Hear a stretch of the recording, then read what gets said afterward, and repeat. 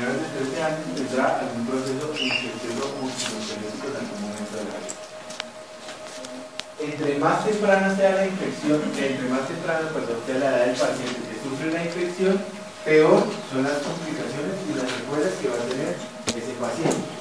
Si tiene una artritis séptica de una cadera con un niño de 18 meses, eso es una catástrofe para la cadera. Va a perder en el sentido de la movilidad de esa articulación. Entonces, ojo con eso. Entonces, la principal causa, en caso de las infecciones en el músculo esquelético, está presionado por gran posición. Dentro de eso, el más común es el estafilococco. Obviamente, con el rendimiento de los antibióticos, las posibilidades de diagnósticos más precoces y demás, pues ha disminuido la mortalidad.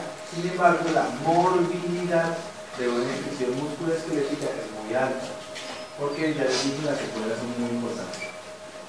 A medida que han aparecido vacunas y demás, todavía disminuyendo. Pero una artritis séptica tiene un pésimo pronóstico, pues, hablando del tema de movilidad de la articulación. El 40% de los pacientes con artritis séptica son de la cadera. La cadera es una de las articulaciones más grandes que tiene el cuerpo, pero también pues, es una de las más afectadas. Entonces, vamos a empezar con la osteomielitis. La osteomielitis, como ya les dije, es infección en el hueso, pus dentro del hueso. Esto es osteomielitis. La principal causa de la osteomielitis es una difusión hematógena, diseminación hematógena de la infección, ya sea por un foco distante, o sea, el paciente puede tener una gripa, el paciente puede tener una uña encarnada, el paciente puede tener una costra infectada y hace una artritis séptica. Generalmente hay un antecedente, es muy importante que lo tengan presente, de un golpe, sobre todo en los niños. ¿Por qué? Porque un golpe, un trauma, ocasiona una zona de congestión vascular alrededor del hueso. Y si tenemos algún microorganismo circulante, una bacteria subclínica, pues evidentemente puede colonizar el hueso. Las osteomielitis son muy frecuentes en los niños menores de 10 años, pero entre más temprano, peor es pronóstico. Por favor, nunca se les olvide esto. Y generalmente las osteomielitis y las artritis sépticas del adolescente son una catástrofe porque tienen una mortalidad mayor al 60%. Un niño, pues un adolescente entre los 12 y los 13 años que le da una infección musculoesquelética, generalmente muere. Entonces, ojo, por favor, con el diagnóstico de este tipo de pacientes. Bueno, ustedes están tranquilos. Parece una flota. Como que no, Dios mío. Yo me estoy muy bien, estoy aquí adelante. Bueno. Etiología, entonces, ¿qué pasa? Entonces, uno tiene generalmente, ya les dije, un antecedente de un trauma. Lo más importante es que recuerden que vimos la metáfisis. La metáfisis, esa zona del hueso, recuerden que les dije que era una zona muy vascularizada. Y es vascularizada porque tiene una gran cantidad de vasos tortuosos a nivel de la metáfisis para poder irrigar la fisis y poder permitir el crecimiento. Entonces, cuando se produce un trauma, hay un aumento del flujo vascular a toda la extremidad que está comprometida. Esto hace que llegue mucha sangre hacia la región metafisiaria, pero los vasos son muy pequeños y tortuosos. Luego, si hay microorganismos circulantes, van a migrar de los vasos a la porción ósea y van a colonizar el hueso. Una vez entran en contacto con el hueso, pues crean una zona de pus. ¿Por qué no es fácil erradicar la osteomielitis? Pues porque precisamente el hueso es una esponja, es una masa de un sistema trabecular muy grande. Entonces, uno, por la parte quirúrgica va removiendo, pero igual siempre quedan lagunas que están inundadas de pus que no se pueden sacar. El antibiótico no controla la infección en el hueso. El antibiótico controla la infección sistémica en reacción al hueso. Pero lo único que puede controlar en la infección que tiene el hueso es el debridamiento quirúrgico. Generalmente el paciente empieza, le duele, le molesta, está con fiebre, no puede caminar, no puede apoyar, lo que sea. Y puede pasar varias cosas. Uno, el paciente de pronto deja de sentir dolor. ¿Esto por qué pasa? Pues no es que no sienta dolor, disminuye mucho el dolor. ¿Por qué pasa eso? Porque el absceso que está dentro del hueso ya drenó hacia el periodo. Entonces disminuye la tensión del hueso, calma el dolor. O el paciente está muy dolorido cada vez peor, quiere decir que el absceso se está extendiendo dentro del hueso. Si uno empieza un tratamiento antibiótico, puede darle un chance de 24 a 48 horas de que el paciente mejore. Si el paciente no mejora, hay que abrir. Esto es lo que pasa. Entonces la metáfisis, está la arteria nutricia, están todos los vasos tortuosos metafisiarios, entonces aumenta el flujo vascular, pero son unos vasos muy estrechos, lo que permite fácilmente que los microorganismos salgan hacia el espacio óseo y con los mismos personas. Generalmente, los huesos más comprometidos en la osteomielitis, ¿cuáles son? Pues los huesos que son subcutáneos tubulares, es decir, la tibia, el húmero, en menor medida el radio oculto y en mucho menor medida el fémur.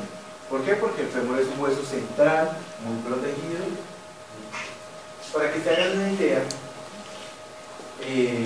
de la fuerza que tiene el fémur, uno puede levantar el peso de un escarabajo Volkswagen con el fémur antes de fracturarlo. ¿Sí? O sea, él soporta una fuerza muy grande. Por eso los pacientes que tienen fracturas del fémur, pacientes jóvenes, han tenido que recibir un impacto muy grande. Luego hay que estudiar todas las estructuras que están posiblemente lesionando alrededor.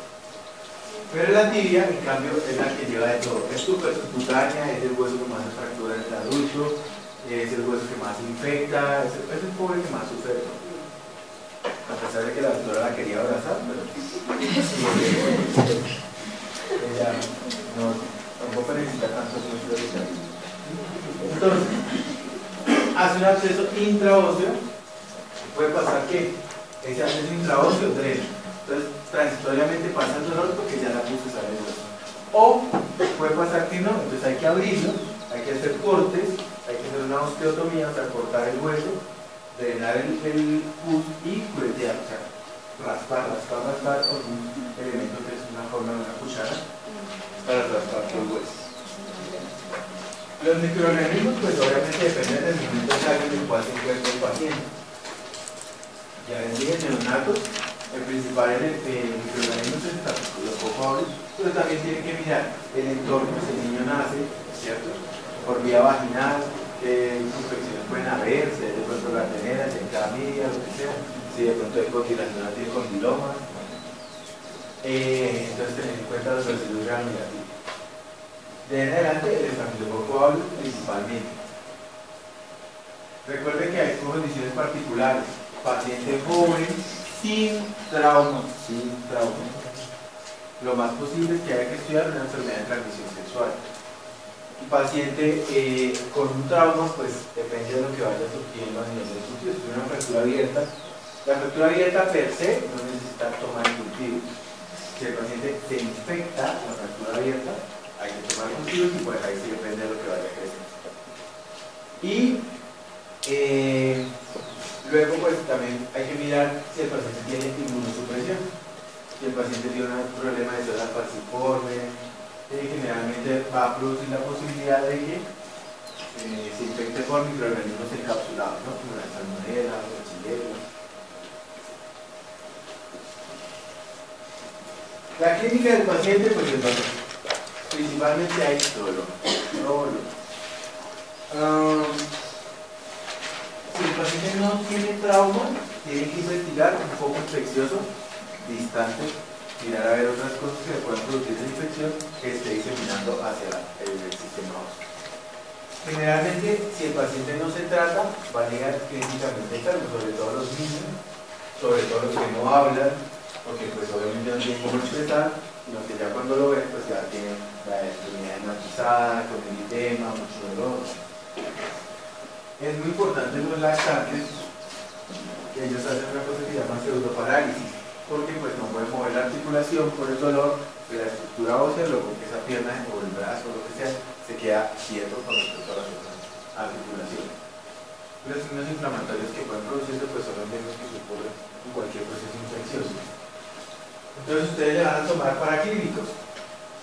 ¿Qué puede tener un paciente? Pues a diferencia de los neonatos, pero el resto pues van a ser una leucocitosis seguramente con una BCG elevada como primer reactante de fase aguda. Recuerden que la BCG y la PCR se superponen, pero pues la primera que se va a elevar es la BCG. Ustedes pueden además tomar muestras tanto de cultivos como de cultivos en el momento de la secreción.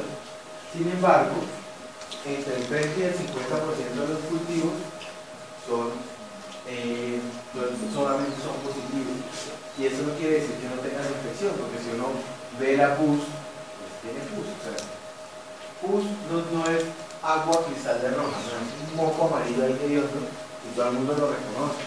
Entonces, si ustedes ven pus, pues es que eso está infectado. Si el cultivo no le crece nada, pues ni modo, pero el paciente está infectado y hay que tratarlo como infectado. Si el paciente tiene un momento agudo, no sirve de nada que tome radiografía. No, paciente que hace 2 días de pus, no sé qué, tan radiografía, no va a mostrar nada. Los cambios radiográficos aparecen después de 10 días y empiezan con una alteración en la cortical que a veces es muy incipiente, entonces no les va a aportar nada. Tampoco es necesario tomar una resonancia. La resonancia nos muestra la extensión de un compromiso, pero no nos aporta nada más. Entonces es un gasto muy innecesario, además de la variación para el paciente, que no se justifica. Cuando el paciente tiene una sinusitis crónica, se van a decir procesos reconstructivos y más, ahí sí hay que tomar una resonancia, porque hay que saber qué tanta extensión tiene la infección para saber si se puede corregir. Las gamografías hay que saber interpretarlas, pero sobre todo hay que saber a qué se la van a tomar. Si ustedes le toman una radiografía a un menor de 18 meses, pues le va a pintar todo el cuerpo. Entonces va a salir, ¿por qué? Pues porque tiene todas las fisis altamente metabólicas. Luego va a manchar todo y no quiere decir que tenga una osteomielitis de todo el cuerpo. Hay osteomielitis que si se diseminan de forma rápida, pero no es común. Entonces lo mismo, pasan los casos que entonces le dicen al paciente, es que tiene osteomielitis de todo el cuerpo. No, tampoco. Las gamografías con leucocitos marcados, generalmente con indios, son un poco más específicas, pero tampoco se recomiendan en grupos etarios muy pequeños porque va a dar problemas. La tomografía no es útil a no ser que sea para planeamientos quirúrgicos, para definir cómo se van a hacer los cortes del hueso, las osteoplomias. La aspiración, pues, se debe funcionar aquello que se pueda funcionar. Todas las articulaciones y todos los huesos se pueden funcionar. Lo único que no se debe funcionar son los ojos y los testículos, porque duelen mucho. De resto todo lo pueden funcionar, pero pues obviamente con cuidado. Ahorita miramos esta función, bueno, vamos a funcionar a eso. Entonces, ¿cuál es el tratamiento de esto? Recuerden que les dije, el antibiótico no sirve para tratar la infección que se está diseminando. Solo el tratamiento quirúrgico salva el hueso, pues salva en el sentido momentáneo del proceso. Entonces hay que abrir, hay que lavar, hay que raspar, hay que usar todo. ¿Qué le vamos a hacer? Pues obviamente depende del grupo etario que tenga el paciente. Si es un neonato en el cual usted mira que son más negativos, que tengan infecciones del parto, pues utilizar una cephalosprina de alta generación o utilizar una mezcla de antibióticos semisintéticos de penicilina semisintética con aminoglucosa. De ahí en adelante, pues oxacilina, porque vamos a proteger de el estafilococo. Claro, depende nuevamente del paciente en el cual estemos. Si es un paciente adolescente pues, y sin trauma, nos toca colocar una cephalosprina de tercera generación para evitar, pues para atacar más bien el riesgo que tiene en el seno. Tenemos un problema muy grande dentro de las edades que es los neonatos. Los neonatos tienen un problema muy grande, es que tienen todas las fisis activas. Entonces, además de que tienen